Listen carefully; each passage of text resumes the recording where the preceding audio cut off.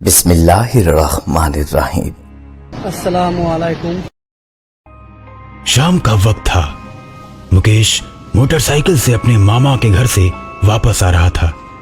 रास्ते में एक सुनसान जंगल पड़ता है।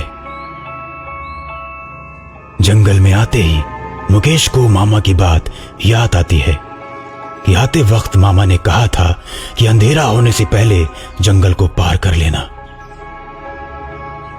मुकेश अपनी घड़ी में समय देखता है। अरे अभी तो 5:30 ही बज रहे हैं। अंधेरा होने से पहले मैं तो घर पहुंच जाऊंगा। रास्ता जंगल के अंदर से होकर गुजरने लगता है। हालांकि रमेश भूत प्रेत पर विश्वास नहीं करता था, लेकिन फिर भी उसे थोड़ा डर जरूर लग रहा था कि तभी अचानक पीछे से किसी ने हॉर्न बजाया। रमेश ने मोटरसाइकिल के शीशे में देखा तो पीछे कोई नहीं था। फिर उसने अपना सिर पीछे घुमाया, लेकिन तब भी कोई दिखाई नहीं दिया। वापस मुकेश सामने देखते हुए मोटरसाइकिल चलाने लगता है कि तभी एक बार फिर किसी ने पीछे से हॉर्न बजाया। इस बार मुकेश समझ गया कि जरूर कुछ न कुछ गड़बड़ है। वो बिना देरी किए अपनी मोटरसाइकिल तेज कर देता है और अब उसकी मोटरसाइकिल पूरी रफ्तार में हवा से बातें कर रही थी कि तभी मुकेश देखता है सामने हिरण का झुंड सड़क पार कर रहा है। न चाहते हुए भी उसे अपनी मोटरसाइकिल रोकनी पड़ी।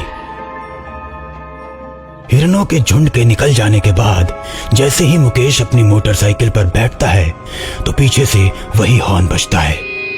मुकेश डर जाता है और एकदम से मोटरसाइकिल की स्पीड बढ़ा देता है। अचानक स्पीड बढ़ जाने से मोटरसाइकिल का बैलेंस बिगड़ जाता है और मुकेश मोटरसाइकिल के साथ झाड़ियों में घुस जाता है। थोड़ी देर बेहोश होने के बाद जब उसकी आंख खुलती है तो वो देखता है कि उसके सामने एक डॉक्टर और एक नर्स खड़े हैं। इन दोनों को देखकर मुकेश डर जाता है। अरे भाई, अब डरो मत। मैं कोई भूत नहीं हूँ, डॉक्टर हूँ और ये है मेरी नर्स। लेकिन आप लोग जंगल में क्या कर रहे हैं? दरअसल हम लोग किशनपुर जा रहे थे। वहां हमारा मेडिकल कैंप लगा हुआ है। आज शाम तक किसी भी हालत में पहुंचना था, लेकिन देखिए हमारी गाड़ी बार बार धोखा दे रही है। हमने कई बार आपको हॉर्न दिया, लेकिन आपने मोटरसाइकिल नहीं रोकी। तो मैं कोई मैकेनिक थोड़ी ना हूं जो आपकी गाड़ी ठीक करता। मुझे एक बात बताइए, जब आप मुझे रोकने के लिए हॉर्न बजाते थे और मैं पीछे मुड़कर देखता था तो आपकी गाड़ी दिखाई क्यों नहीं पड़ती थी? अरे भाई साहब, वही तो खराबी है हमारी गाड़ी में। थोड़ी देर चलने के बाद बंद हो जा रही थी। जब चलती थी तो आपके पीछे आकर हॉर्न बजाते थे और हॉर्न बजाते ही गाड़ी बंद हो जाती थी। तो आपको अपने लोगों को फोन करके बुला लेना था। आप मेरे पीछे क्यों भाग रहे थे?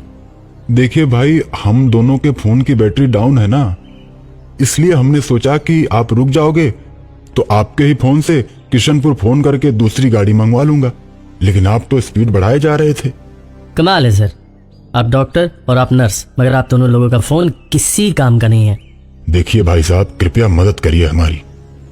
इतना सुनने के बाद मुकेश को लगता है ये लोग सही बोल रहे हैं, इनको मोबाइल दे देना चाहिए। मोबाइल देने के लिए मुकेश नीचे पड़े अपने बैग को उठाने के लिए झुकता है तो देखता है कि इन दोनों के पैर उल्टे हैं। ये देखकर उसकी तो जैसे जान ही निकल जाती है। उसे समझ आ जाता है कि मामा जी ने क्यों देर से जाने पर मना किया था। डर के मारे मुकेश की हालत खराब हो जाती है। उसके चेहरे पर पसीने छूटने लगते हैं। अपने आप को संभाल कर वो डॉक्टर से बोलता है, सर एक काम कीजिए, आप मेरी मोटरसाइकिल खड़ी करवाइए, वरना सारा तेल गिर जाएगा और मैं घर भी नहीं जा पाऊंगा। मुकेश किसी तरह डॉक्टर से अपनी मोटरसाइकिल खड़ी करवाता है और अपने बैग से फोन निकालने के लिए हाथ डालता है तो सोचता है, यार क्या करूं जो इनसे बच के निकल जाऊं। तभी मुकेश के दिमाग में एक आइडिया आता है। इनको ना दूसरा वाला फोन दे देता हूं, जिसको छोड़कर मैं भाग भी जाऊं तो भी कोई फर्क नहीं पड़ेगा। और मुकेश अपने बैग के दूसरी जेब से छोटा मोबाइल निकालकर भूतिया डॉक्टर को देता है। लीजिए, आप इस मोबाइल से फ़ोन लगाओ सर, जब तक मैं मोटरसाइकिल स्टार्ट करके देखता हूँ कि ख़राब तो नहीं हो गई।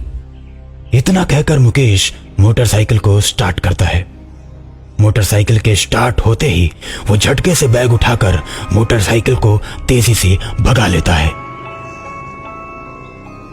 मुकेश को भागता देख डॉक्टर और नर्स अपने असली रूप में आ जाते हैं और मुकेश का पीछा करने लगते हैं।